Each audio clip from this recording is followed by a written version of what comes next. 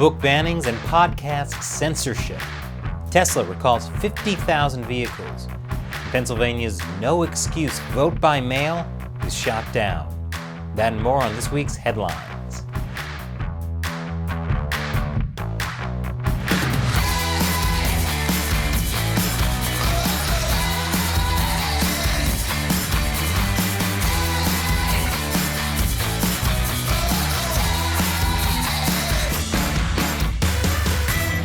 Welcome to America Uncovered. I'm Chris Chappell.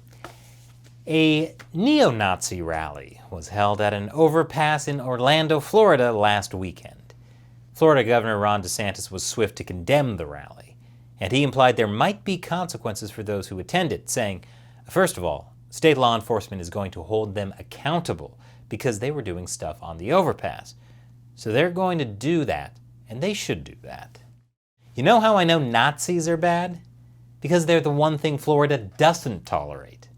DeSantis' press secretary, Christina Pushaw, was less swift in condemning the neo-Nazis, saying in a now-deleted tweet, "Do we even know they're Nazis?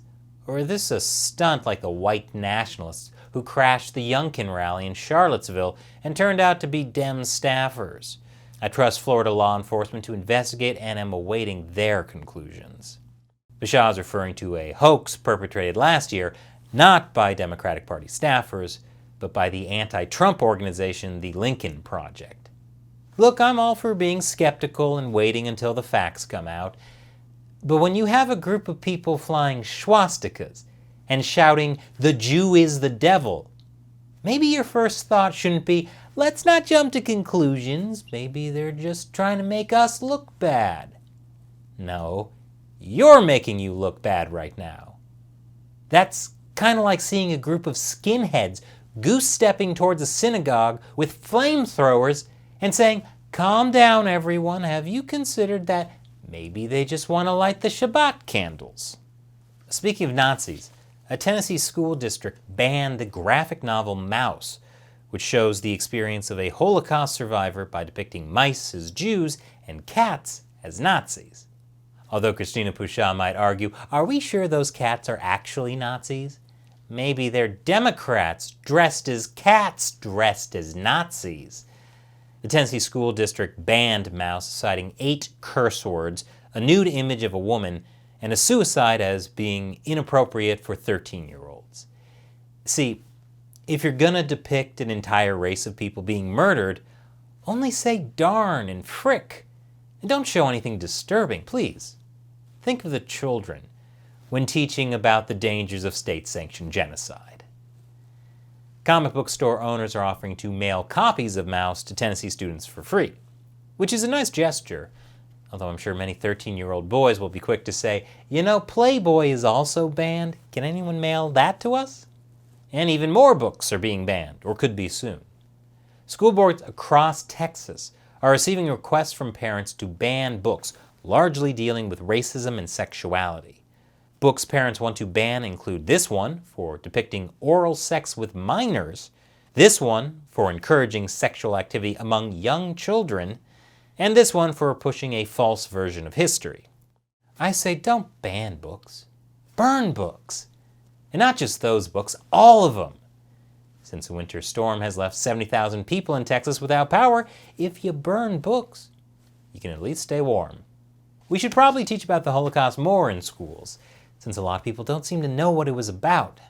Like Whoopi Goldberg, who was suspended for 2 weeks from The View after discussing the mouse ban and saying, the Holocaust isn't about race. No, it's not about race. It's about man's inhumanity to other man.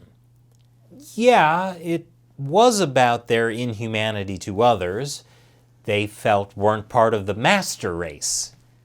Saying the Holocaust isn't about race is like saying the KKK isn't about white supremacy. And guys who keep dating domineering women isn't about unresolved issues with their mothers. Wow. I wasn't expecting such a horrible take on the Holocaust to come from someone with the last name Goldberg. Speaking of hosts with controversial views, Joe Rogan. Artists including Neil Young, Joni Mitchell, Graham Nash, and several others your parents are really into. asked that their music be removed from Spotify.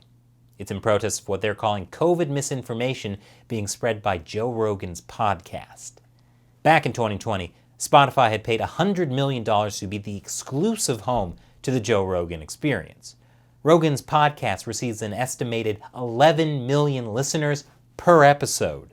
Rogan responded to this protest by pledging to prepare more in the future for discussions and offer more balance to the conversation, saying, "I'm not trying to promote misinformation. I'm not trying to be controversial. I never tried to do anything with this podcast other than just talk to people and have interesting conversations." And Spotify said they will add a content advisory to any podcast that discusses COVID-19. Although many on the left are saying this isn't enough. They want more to be done. So, people on the right are trying to ban books, while people on the left are trying to ban podcasts. Everyone needs to stop trying to censor or ban everything they disagree with. Because if this keeps up, pretty soon the only form of entertainment we'll have left are TikTok videos, making social media influencers the most powerful people on the planet. And that's a world none of us want to live in. More after the break. Welcome back. Extreme efforts are being made to prevent President Biden from contracting COVID. At a White House meeting with U.S. governors, everyone was kept 10 feet away from Biden. And Biden was the only one given water, so no one else would have a reason to remove their mask. Great. As if people weren't worried enough about the president's mental condition, we also now have to be scared about his physical condition. We're just a few steps away from the new Oval Office being the bubble Biden is kept in at all times to protect him. Besides the president, another thing politicians should probably be kept far away from is the stock market. I did an entire video covering congressional insider trading. You should check it out.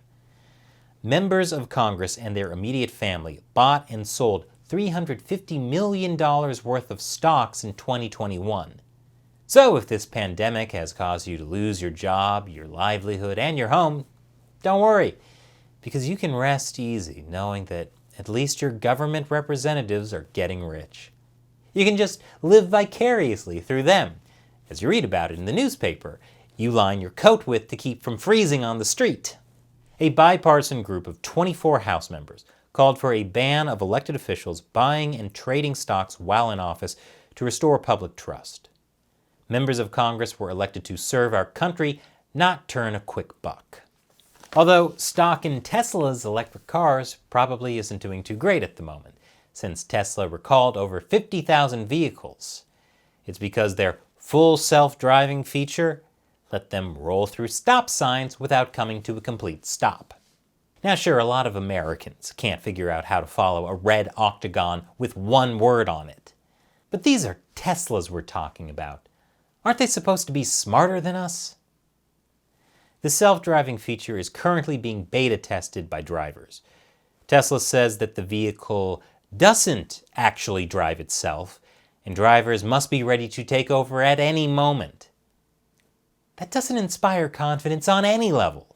First, the car is basically like a bad human driver, rolling through stop signs. Then Tesla tried making people feel better by saying these self-driving cars aren't self-driving at all? Well, then what's the point of buying them? That's like people buying healing crystals that don't actually heal. And yet, the crystal industry is making even more money than diamonds. People would have to be pretty dumb to spend that much on something that doesn't do what it's advertised. If people were that dumb, they wouldn't even know how stop signs work. Oh boy. I think we may be in trouble. And after the break, no excuse mail-in voting is struck down in Pennsylvania. Welcome back. The Commonwealth Court in Pennsylvania ruled that no excuse vote by mail, which was established through Act 77, is unconstitutional.